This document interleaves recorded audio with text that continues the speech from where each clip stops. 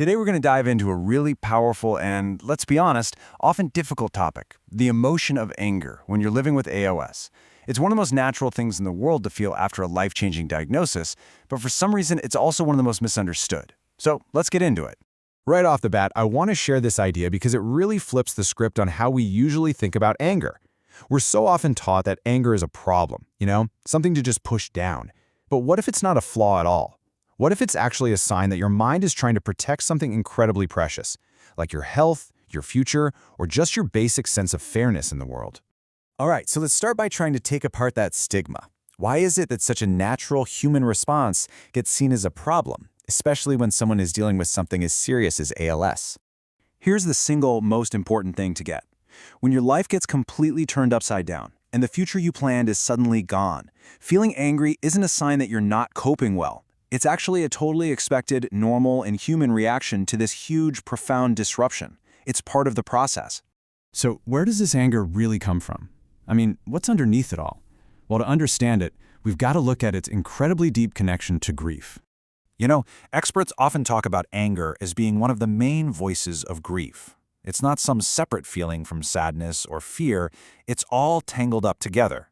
It's the part of our brain that just stands up and screams about how deeply, fundamentally unfair the whole situation is. And the thing is, the losses that come with ALS, they're not just one thing. They are huge, and they come in so many forms. You're talking about losing physical abilities, sure, but also seeing your role in your family change, having to let go of a career or hobbies you love, losing the simple independence of everyday life. Each and every one of these is a major loss, and a completely valid reason to feel angry. And that grief, that anger, so often comes out in the form of these questions, right? Why this? Why now? Why me? And these aren't just questions looking for an answer. They're emotional protests. They're the heart just crying out against a reality that feels so wrong.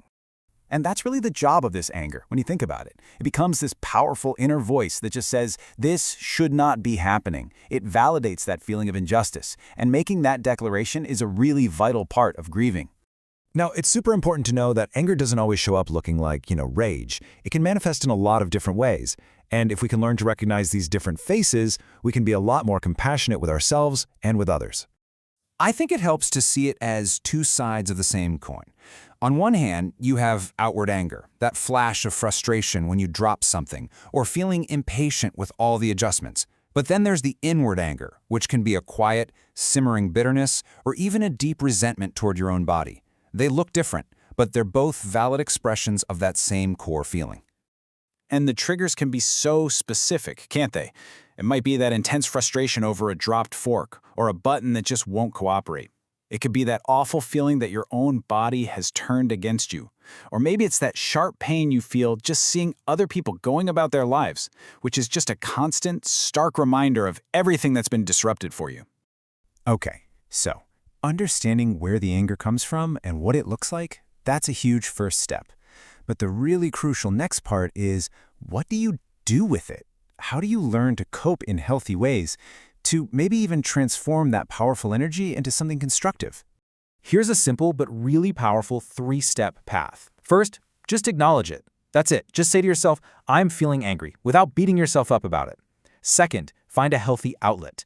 The whole key here is to let that energy move, not to bottle it up inside. And third, reach out, seek support.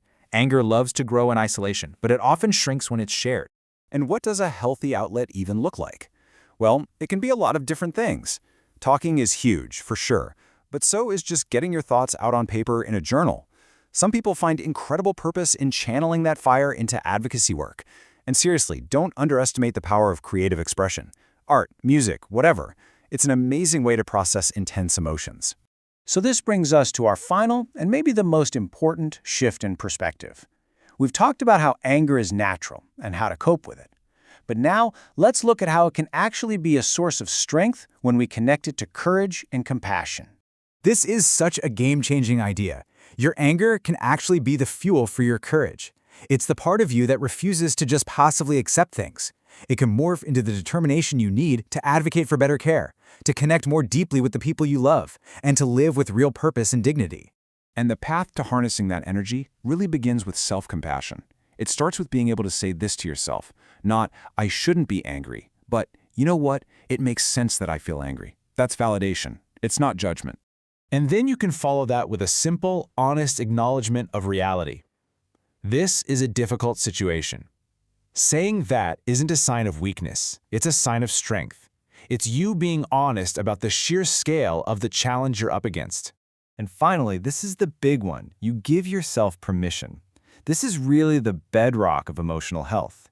Your feelings aren't a test you have to pass. They're just signals, and you are allowed to feel whatever it is you feel. And that absolutely includes anger. So, I'll leave you with this final thought to chew on. What if we just stopped fighting our anger? What if, instead, we tried to listen to it? What if anger isn't actually an enemy we have to defeat, but a messenger telling us exactly what we value, what we've lost, and what is truly, truly worth fighting for? Thanks so much for joining me today.